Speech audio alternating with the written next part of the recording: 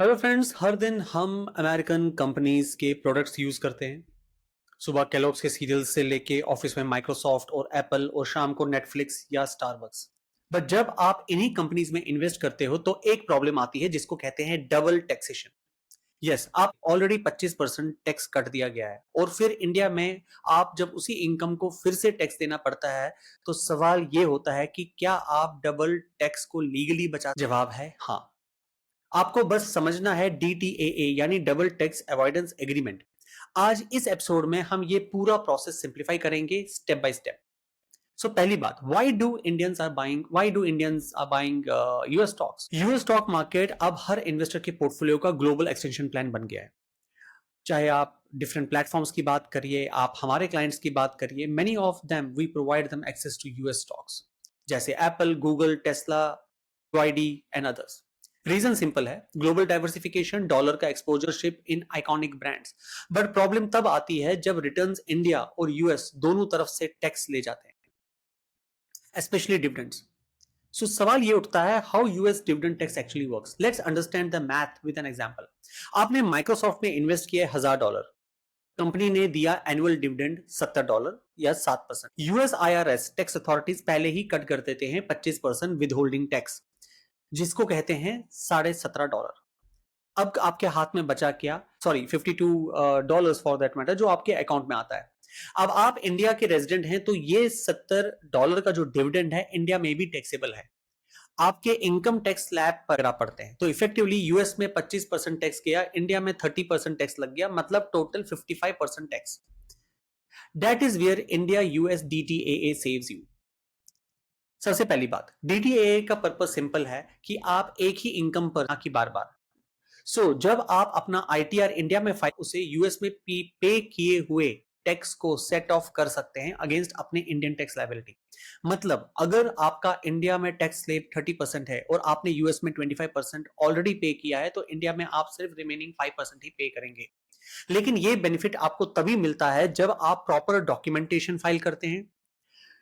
So therefore दो most important forms जो हैं इसमें, वो आ जाता है फॉर्म 1042S, आपको यूएस ब्रोकर देता है, जिसमें लिखा होता है कि कितना डिविडेंड आया और कितना टैक्स डिडक्ट। दूसरा है फॉर्म 67, ये आपको इंडियन इनकम टैक्स पोर्टल पर फाइल करना होता है, जिससे आपको फॉरेन टैक्स क्रेडिट मिलता है।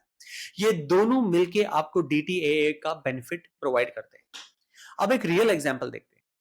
डिविडेंड इनकम $70, यूएस में जो टैक्स डिडक्ट हुआ वो $17.5, इंडिया में जो 30% टैक्स बनता है उस हिसाब से आपको $21 देने हैं। अब DTAA के हिसाब से $17.5 यूएस को, तो आपको सिर्फ $3.5 देने पड़ेंगे हिंदुस्तान में। मतलब टोटल इफेक्टिव टैक्स रेट 30% है, ना कि 55%। बट अगर आप फॉर्म 67 ये एडजस्टमेंट नहीं होती और आपको डिविडेंड डबल टैक्स हो जाता है। That is the mistake hundreds of new investors make.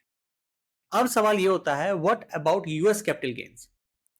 बढ़िया न्यूज ये है, अगर आप इंडिया के रेजिडेंट हैं तो आपके यूएस कैपिटल गेन्स यूएस में टैक्सेबल नहीं होते, आपको सिर्फ इंडिया में ही टैक्स देना होता है। डिविडेंड्स आर डिफरेंट बिकॉज वो यूएस सोर्स इनकम। अब जब डिविडेंड्स की बात करते हैं वो डिफरेंट है क्योंकि उसका जो यूएस सोर्स बेस्ड इनकम है। To properly claim DTAA benefit आपको अपने ITR में ये स्केड्यूल्स फिल करने होते हैं। स्केड्यूल FA, जिसको कहा जाता है फॉरेन एसेट्स, सारे फॉरेन होल्डिंग्स डिक्लेयर करने होते हैं, stocks, mutual funds, bank accounts etcetera. Schedule FSI, foreign source of income, her country wise income breakup दिखाना होता है। स्केड्यूल TR, टैक्स रिलीफ, यहां आप मेंशन करते हो कि कितना फॉरेन टैक्स क्रेडिट क्लेम कर रहे हैं आप अंडर सेक्शन 90 या 91। और जब आप फॉरेन इनकम का rupee conversion Indian income tax rules के हिसाब SBI telegraphic transfer buying rate use होता है of the last day of the previous month. Now, partial benefit case. एक सटल कैच इसमें है, अगर आपका इंडिया का टैक्स स्लैब फॉर एग्जांपल 15% है तो सिर्फ 15% तक का ही क्रेडिट ले सकते हैं, पूरा 25% नहीं। बाकी 10% यूएस में गया टैक्स, मतलब टैक्स डेड लॉस कहा जाता है उसको। अगर आप नॉन टैक्सेबल कैटेगरी में हैं तो पूरा 25% चला जाएगा आपका, आप क्लेम नहीं कर सकते उसका। Now at Finogent Solutions, हम हमेशा कहते हैं global investing is not just about buying international stocks, it is also about managing cross border tax smartly. So if you're investing in US markets, make sure that your broker provides you Form 1042S and your CA files Form 67 correctly with your ITR. और सबसे बड़ा important, use DTAA consciously, not accidentally, because a simple form can save you from thousands of unnecessary taxes.